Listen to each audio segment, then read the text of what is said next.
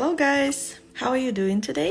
I'm continuing stitching this sampler and today I'm gonna be stitching with you two more leaves types, and it's this one, and we will also try a satin stitch for small leaves like this. If you are new here, so this is a stitching along and I'm running it for my sampler guide book. This is one of the samplers that this book has.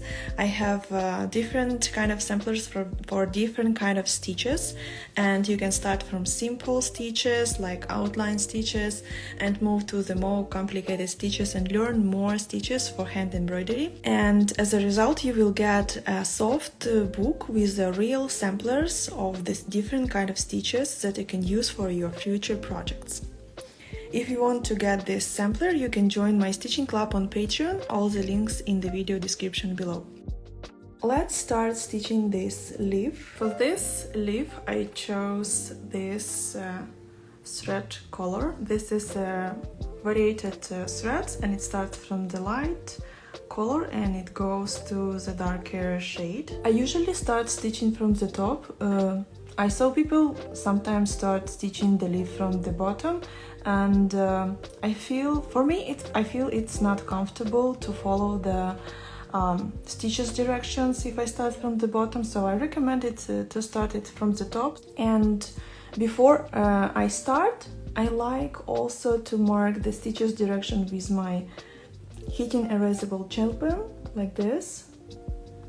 And I will start from the top and I will put my needle down to this point, so I draw my stitches direction according to this. And as the shape of the leaf changes, you can change your stitches direction like this, and it will give you a look of a natural leaf. The same I do for another side. And when you stitch, try to not turn your stitches right away, so they lay in a horizontal way. It usually doesn't look nice. So I will start from the top and make my first stitch. I use all 6 strands of floss, so you will see every stitch clearly that I do. And this is a pretty simple stitch. It looks like it's actually a satin stitch, but it performs on both sides. So for the next stitch, I come up really close to my previous stitch on the left side, and I put my needle down a little bit below the point I started. You can put this time on the same place where you did your middle stitch, but for the next stitches you will need to move down. So my second stitch I make on the right side, really close to my previous one, and as I put my needle to the same place, I do it the same for this side. You do the same on each side.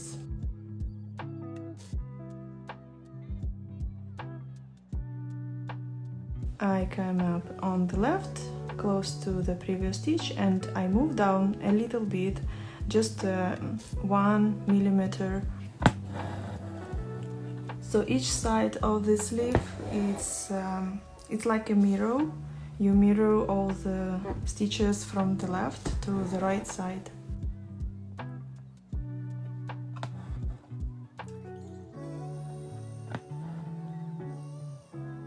For this stitch, it's important to make stitches really close to each other.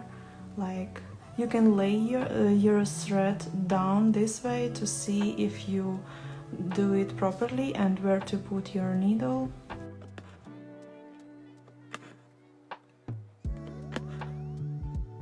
And I also saw a leaf stitch performed in a different way.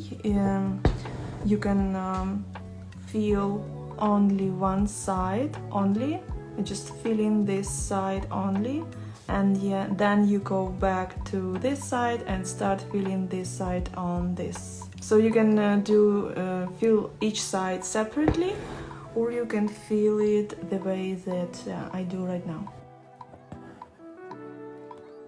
If you have any questions, just ask me. I will try to reply right away. And please let me know in the comments which kind of stitch do you usually use for your projects, for leaves.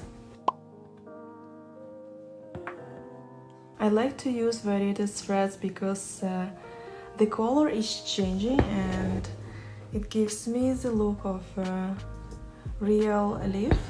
And right now I see that it's already slightly changed and it's gonna look beautiful. I live in Canada and here autumn is just started.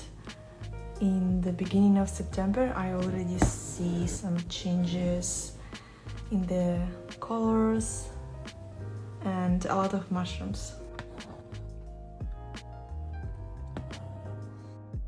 If you have a gap, you came out little far away accidentally and you made this stitch, and you see that it might be one more stitch place it here, so you can always go back and fill it and add one more stitch so you don't have any gaps. It's totally okay to go back and fill it. So I made 2 stitches on this side and I will make 2 more stitches here. And with variegated threads, it's really cute if you decide to stitch only one side first and then you fill another one. So one side is gonna be like lighter, completely lighter color, and another side is gonna be like a little bit darker color, and it will give you an effect that the leaf has like a shadow on one of the sides, and it's also looks really cute and realistic. But basically this stitch is one of the basic stitches and it's simple stitch. Some people stitch entire projects with just satin stitch and that's it, and it's really simple stitch. We will have another type of the leaf that has a rounded shape, and I will show you how to do a tacked satin stitch in the next video tutorial. Also keep in mind when you are performing a satin stitch, so all the stitches they go in the same direction, and if you tight your thread too much it can cause fabric puckering. So just don't tight it too much, control your thread, maybe use your another working hand to control your thread tension. And also to avoid fabric puckering, you should have your fabric tight enough in the hoop. As you can see, I have my fabric stretched in the hoop, and I also use a hoop stand, so I have my both hands free, and it really helps me to control the thread. And if you want to take a look which kind of materials and tools I use, I have a link in the video description.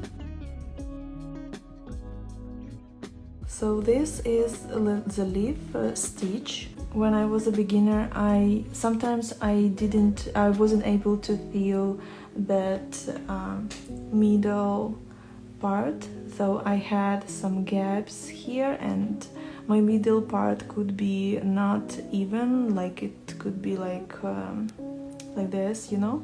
Right now this is a nice look of the leaf, and if you want to if you have some imperfections in the middle part, you can add a few stitches or one long stitch if you want, and it will hide all your imperfections. You can make one straight long straight stitch like this, or you can use only 2 or 3 strands of floss to make it delicate, and it will look really nice.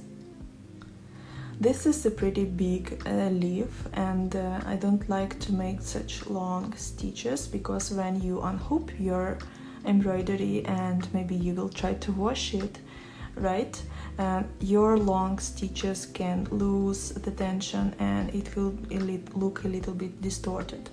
So I don't recommend to do such long stitches, and I recommend to do shorter stitches, just in case if you will be washing your embroidery work. So I'm gonna split this thread to 3 strands, and I'm gonna fill the center using a stem stitch or split stitch. So right now my thread is here, and I continue stitching from here, and I go in the center.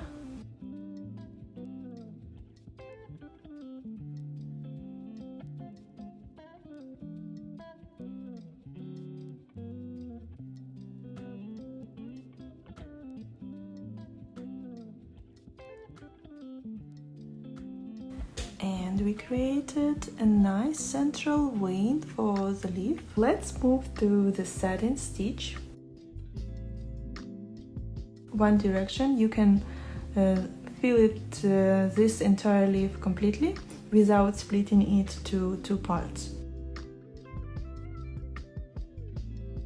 This leaf is a little bit curved, so the stitches direction will be changing.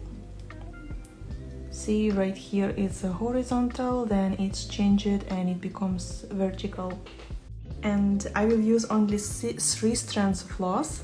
So usually, as you know, embroidery threads, they come in 6 strands of floss together, and they are twisted together. So for a satin stitch, I like to separate my threads one by one, and I let it to unwind. So when I will use it together, they will not gonna be twisted, and they will lay flat the way I need. One more strand. Now I just put them all together and thread my needle. You can use a slightly smaller needle, so it's gonna be comfortable to stitch with a smaller amount of threads. And I will start from the leaf on the top.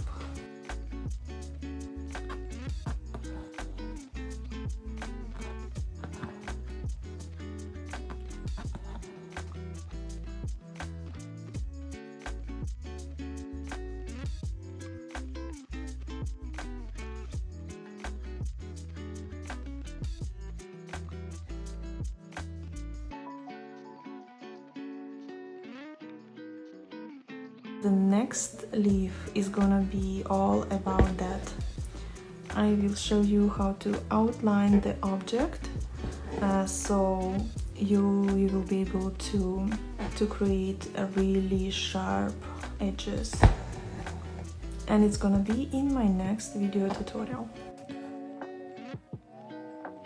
So I jumped from here to this place, and I continue stitching this using the same thread, and you can see the color is changed and it's really cool. And when the leaf shape is curved like this, you can make a shorter stitch right here, and then you continue stitching with long stitches.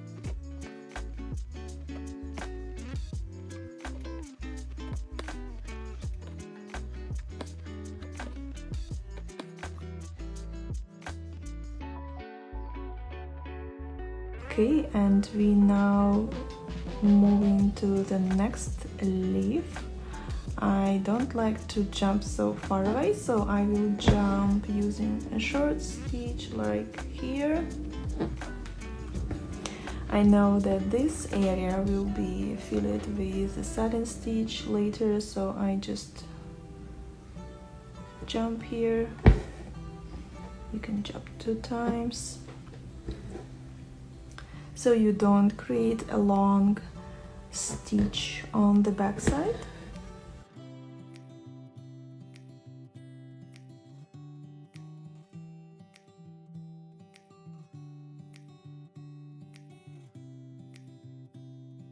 Sometimes when I'm stitching with multiple threads like here, I have not all of them that lay flat. So in this case, you can just find this thread which didn't lay flat and tighten it a little bit. And if your thread is twisted too much, you can move your thread down to this point and brush your thread using your hand, and then you go down, go back, and continue stitching, and your threads are laying flat and properly, just like you want.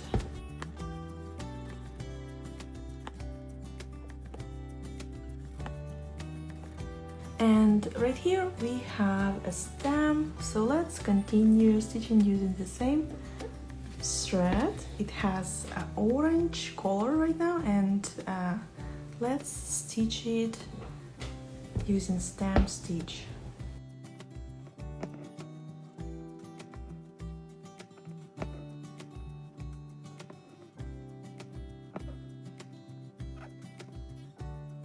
And that's it.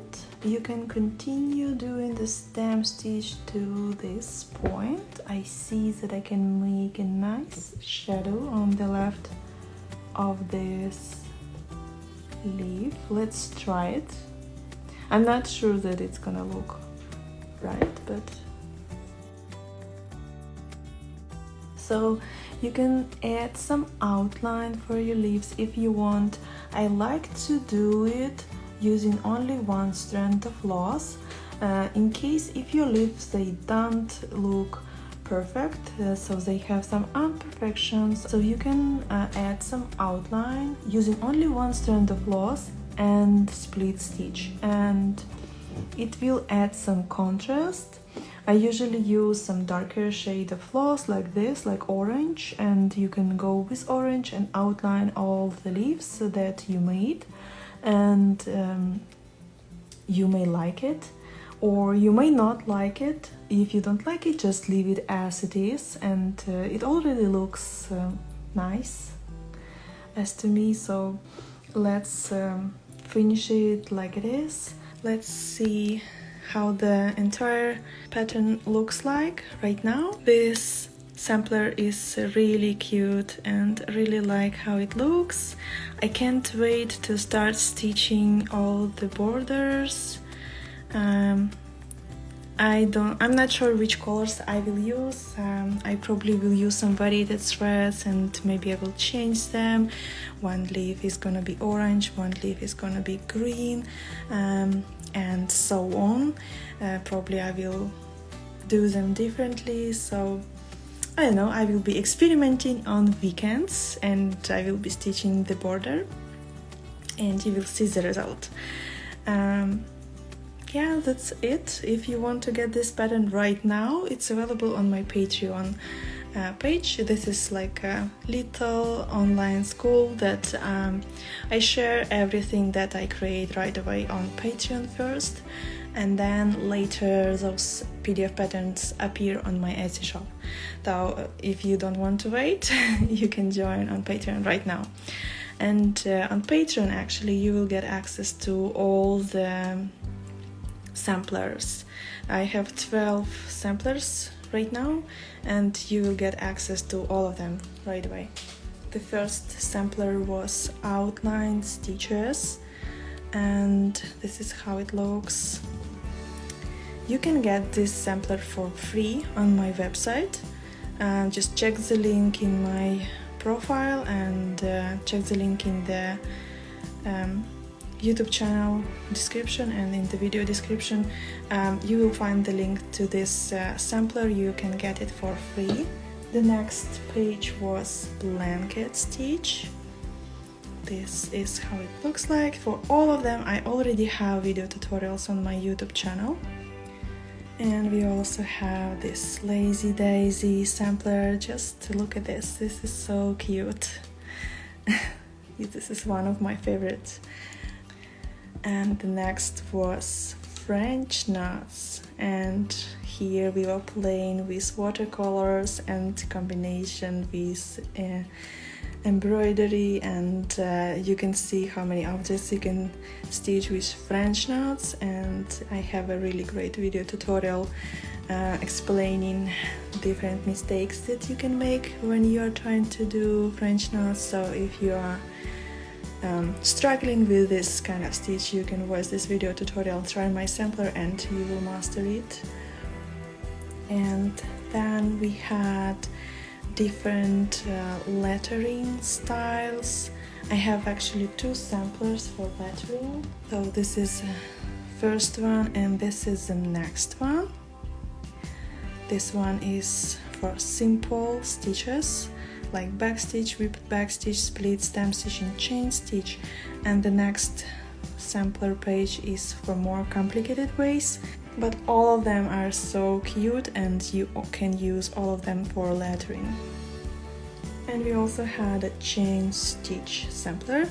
It has lots of variations of chain stitches. It was really fun to stitch, and a lot of stitches I actually tried for the first time with you guys, so it was really fun.